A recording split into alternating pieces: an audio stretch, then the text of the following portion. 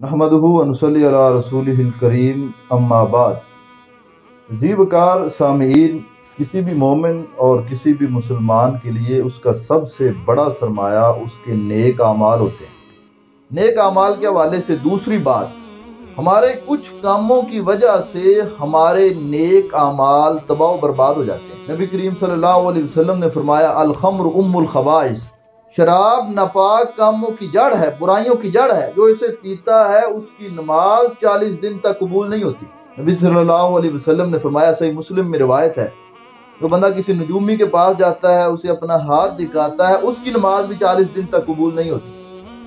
اور ایک اور جگہ نبی صلی اللہ علیہ وسلم نے فرمایا کہ جو بندہ کسی نجومی کے پاس گیا، اسے اپنا ہاتھ دکھایا اور پھر اس کی تصدیق کی، فقد کفر بما انزل علی محمد صلی اللہ علیہ وسلم، تو اس نے نبی صلی اللہ علیہ وسلم پر اترنے والے دین کا یہ انکار کر دیا، وہ بندہ کافر ہو گیا۔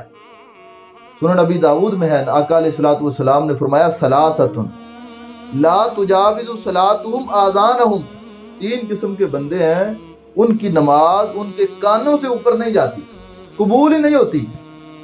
العبد العابق حتی یرجع، وہ بھاگا ہوا غلام جو اپنے مالک سے بھاگ گیا، جب تک وہ واپس نہیں آتا اس کی نماز قبول نہیں ہوتی۔ وہ عورت جو خاوند کی ناراضگی میں رات گزارتی ہے، اس کی نماز بھی قبول نہیں ہوتی۔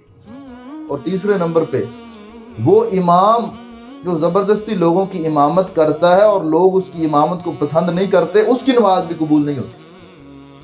اور آقا علیہ الصلوۃ والسلام نے فرمایا، جو بندہ شوقیہ کتا رکھتا ہے، شوقیہ کتا گھر میں پالتا ہے، ہر روز اس کے نامہ اعمال سے احد پہاڑ کے برابر نیک اعمال تباہ و برباد ہو جاتے ہیں۔